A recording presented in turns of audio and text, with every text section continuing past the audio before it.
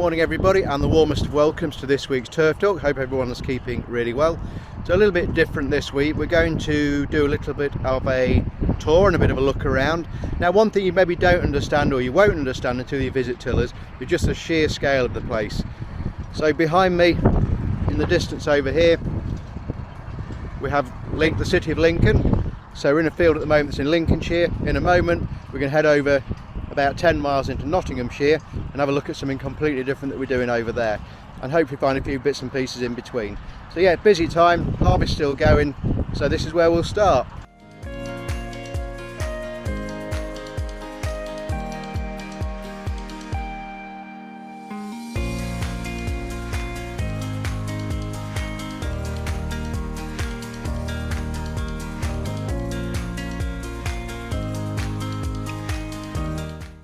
So the turf we're harvesting this morning is our arena, and I have to say, despite the drought conditions that we're experiencing at the moment, and we'll talk a bit more about that as we go a bit further, it's looking absolutely amazing. Picture of health.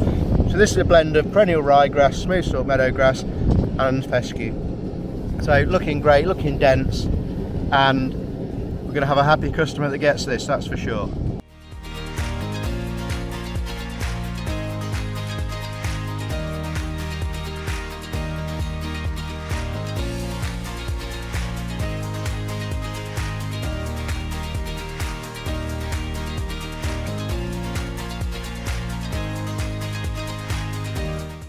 So despite these very challenging conditions, this turf really is in exceptional condition, and testament to the team here who, despite all the challenges, particularly this drought at the moment, are all really pulling together, pushing on, doing a fantastic job to get this product as good as it is right now. Fantastic. Anyway, let's go a little bit further and see what else is going on this morning.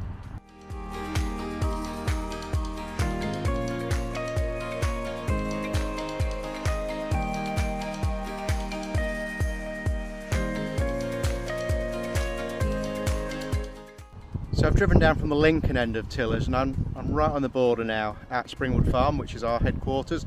So this is where our offices and everything are. This is also the base for our wildflower turf production, so I thought we'd have a look at one or two products as we go as well. All looking fantastic and all looking amazing and ready to go to some customers, I'm sure, in the next few weeks. So looking awesome. Laura and Kai are doing a great job here.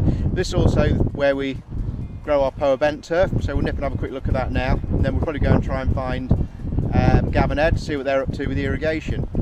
Now this is one of my favourite UK wildflowers, and this is of course bird's foot trefoil, sometimes referred to as bacon and eggs. Now it gets its name obviously from the yellow of the egg yolk, and at certain times it can take on a very reddy pink tinge as well, hence the reference to the bacon. So yeah, easy way to remember that one, but one of my favourites, lovely low lying one, and just really beautiful.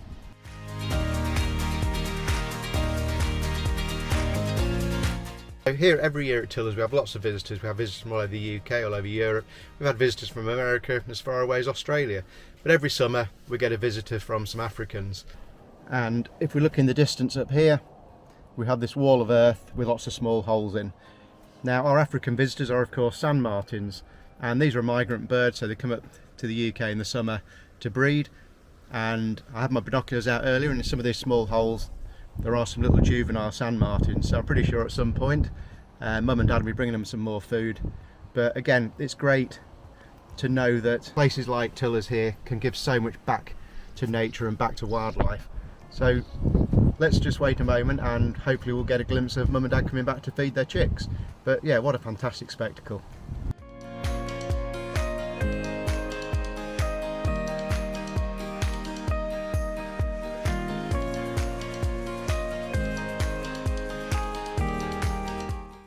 So around the corner from where the sand martins are nesting, life goes on, and I'm down at our Poa bent, and again this is a product that's going to be extremely popular for all those reasons mentioned before, for hydraulic oil spills, for greens extensions, new green construction to match existing greens, all those kind of things, you know, patching up winter damage.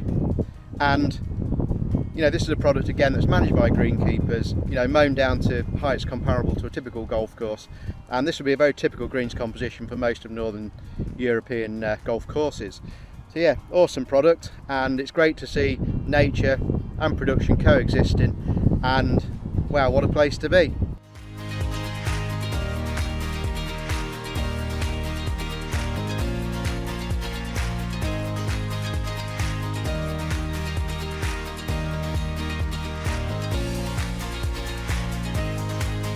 It really is truly fabulous that we can coexist with nature and turf farming. And behind me we have, a typical field of arena gold, which is producing oxygen for the air that we breathe, it's absorbing carbon, it's doing all the other things, it's helping to keep the surface of the earth cool. There's so many environmental benefits of natural turf. But on the field margins, we're leaving things to grow on. So we leave them uncut, unmanaged till later in the year. So this is producing vital nectar source for all our pollinators. So it really is on turf farm an absolute win-win-win for everybody and every living creature. Fabulous.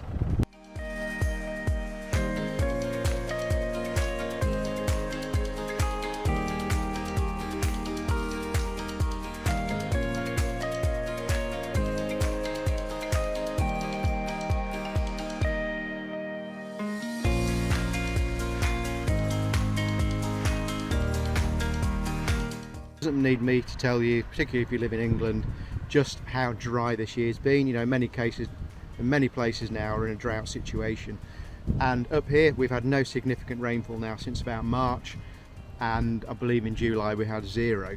And with evapotranspiration rates being anything up to 150 millimetres, so that's 150 millimetre loss within the month, then you can only imagine just how important this irrigation is right now. But it is taking its toll, and it's long hours for the guys pulling the rigs, with 30 odd of these guns out there, pumps running, there's refilling with diesel, there's everything else that goes on, and it's a part that doesn't really get seen until you're doing it.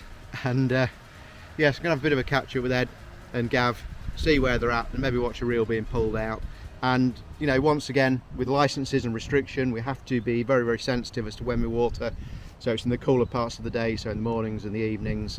At the moment it's not too bad, daytime temperature have dropped quite significantly, so we could probably get away with it in the day at the moment as well. But yeah, it's only August, and potentially still got 2 long months of irrigation ahead of us.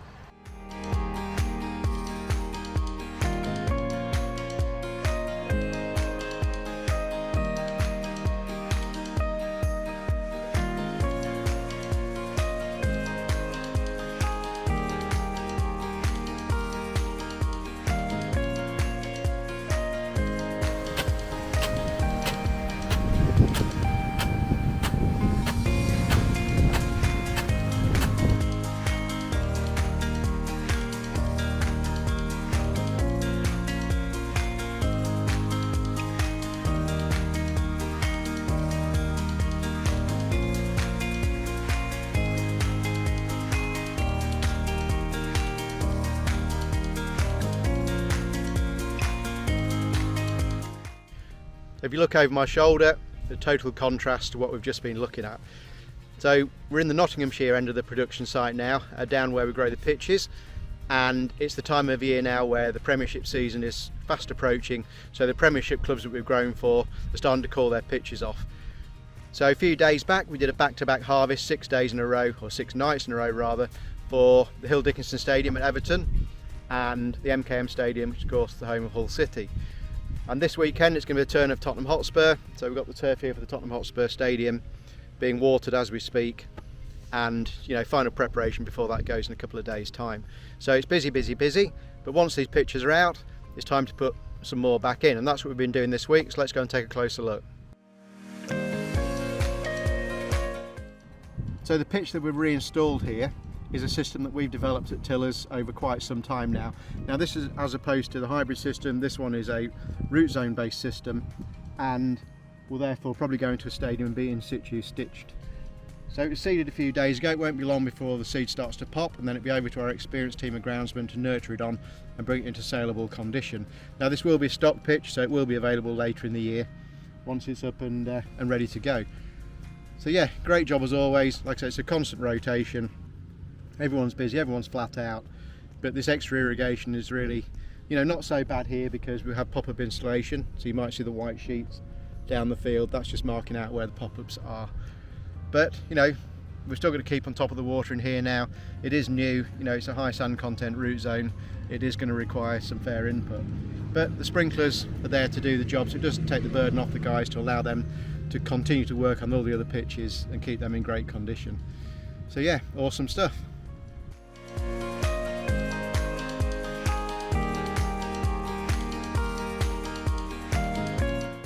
I really hope you've enjoyed this week's video, where I've taken you from one end of the site to the other, so from Lincolnshire into Nottinghamshire and a little bit in between, looking at a very typical day at tillers, and again highlighting some of the challenges that we're facing at the moment in this current drought conditions. But yeah, we'll see what happens in the future with the weather. You know, we have no control over that. All we can do is do our very best. But you know, we've got some great turf, and you know, these other ones will recover in time, I'm sure. So yeah, no problem at all. If you want any more sort of information, or you want to see what happened with the pitch harvest, then take a look at last week's video. But in the meantime, thanks as always for watching. Please help us to share and grow and like and all that kind of stuff. And until the next one, have a great weekend. Take care everybody, and as always, cheers for now.